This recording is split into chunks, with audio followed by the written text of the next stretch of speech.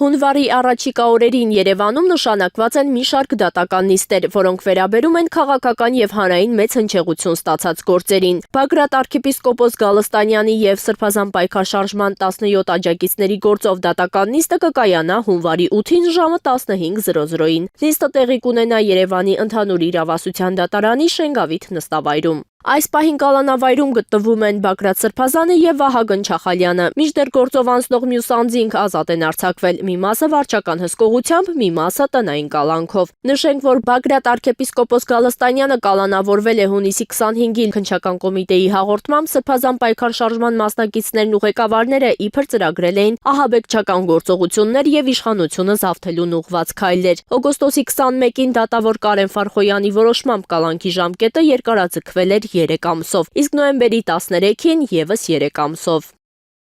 Դավիթ Համբարձումյանի վերաբերյալ գործով դատական նիստը նշանակված է հունվարի 12-ին ժամը 16:00-ին Վերաքննիչ քրեական դատարանում։ Մասիս համայնքի նախկին ղեկավար Դավիթ Համբարձումյանը հոկտեմբերի 23-ին դատապարտվել է ազատազրկման 6 տարի 3 ամիս ժամկետով։ Նա պատիվ ունեմ խմբակցության վարչապետի թեկնածուն է։ Նարեկ Սամսոնյանի եւ Վազգեն Սաղաթելյանի գործով առաջին դատական նիստը կկայանա հունվարի 9-ին ժամը 14:00-ին Երևանի ընդհանուր իրավասության դատարանի Մասիվի նստավայրում։ Նարեկ Սամսոնյանն ու Վազգեն Սաղաթելյանն անազատության մեջ են 2025 թվականի նոյեմբերի 13-ից ազգային ժողովի նախագահ Ալեն Սիմոնյանի ներկայացրած հանցագործության մասին հաղորդման հիման վրա։ Նրանք մեղադրվում են խուլիգանության հոդվածով։ Պաշտպանական կողմը նշում է, որ հենց առաջին նիստում պարզ կդառնա արդյոք կփոխվի նրանց նկատմամբ կիրառված խափանման միջոցը։ Պաշտպան Արսեն Բաբայանի տեղեկացմամբ գործը բաղկացած է 2 հատորից։